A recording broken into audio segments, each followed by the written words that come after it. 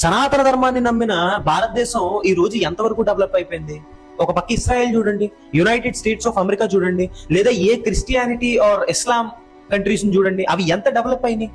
భారతదేశం చూడండి ఏం డెవలప్ అయిందిరా. చరిత్ర తెలుసుకోవడం కష్టం గానీ ఇన్స్టాగ్రామ్ లో ఒక రీల్ చూసి బ్రెయిన్ వాష్ అయిపోవడం చాలా ఈజీ కదా. ఈ రోజు మీరు ఏ క్రిస్టియానిటీ లేదా ఇస్లామిక్ కంట్రీస్ గురించి అయితే చెప్తున్నారో డెవలప్ అయిపోయినాయి, చాలా డెవలప్ అయిపోయినాయి అని చెప్పి, ప్రతి కంట్రీ ఎక్స్క్లూడింగ్ ఇండియా తప్ప మీరు చెప్పే ప్రతి కంట్రీ కూడా ఈ రోజు Germany, Russia, USA, UK, anything, ఏ కంట్రీ గురించి మీరు మాట్లాడినా ప్రతి దేశం ఇన్వేషన్స్ తో పెరిగినాయి. ఇన్వేషన్స్ అంటే ఆక్రమణలు చేసి, ఒక దేశం మీద ఒక దేశం యుద్ధాలు చేసి, జనాల్ని చంపి, ఆక్రమణలు చేసి, డబ్బులు దోచుకొని వాళ్ళ రాజ్యాలను విస్తరింపజేసుకున్నారు. కానీ 10,000 సంవత్సరాల సివిలైజేషన్ ఉన్న నా భారతదేశం ఏ దేశం మీద కూడా ఎప్పుడూ మొదటిసారిగా దండెత్తలేదు, యుద్ధం చేయలేదు.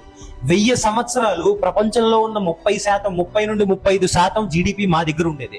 అంత రిచెస్ట్ కంట్రీ ఇండియా. ఈ రోజు మీరు చెప్పి యూరోప్ అట్ సైడ్ కంట్రీస్ అన్ని కూడా వాళ్ళు నోమడిక్ లైఫ్స్, అంటే ఎర్లీ హ్యూమన్స్ కి, ఆది మానవుల్లో బతికే టైం కి మేము మా సివిలైజేషన్ లో అగ్రికల్చర్ చేసి అన్నం తింటున్నాం. వాళ్ళు గుహల్లో బతికి ఆకులు కట్టుకుని వేటాడే టైం కి మా దగ్గర బిగ్గెస్ట్ సివిలైజేషన్స్ ఉన్నాయి. That is India for you. తర్వాత 1000 సంవత్సరాలు చూసుకుంటే ముగల్స్ వచ్చారు, మన దేశాన్ని దోచుకున్నారు, ఆక్రమించారు, ఎంతో మందిని చంపేశారు, ఎంతో మందిని ఫోర్స్ఫుల్ గా ఇస్లాం లో కన్వర్ట్ చేశారు. ఇన్ని చేసిన తర్వాత 250 సంవత్సరాలు మళ్ళీ బ్రిటిష్ వాళ్ళు వచ్చారు.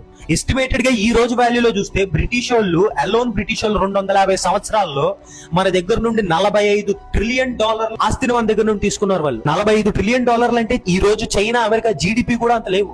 ఎంత కొలనైజేషన్ జరిగింది, ఎంత దోపిడీ జరిగింది భారతదేశం మీద. అంత జరిగిన తర్వాత కూడా ఈ రోజు we are top 4 economy on this planet. మామూలు విషయమా?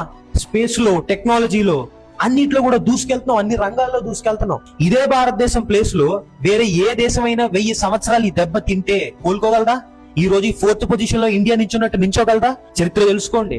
India is the greatest country for me and I'm proud to be an Indian. జై భారత్, జై మాతా కాళీ, జై శ్రీ.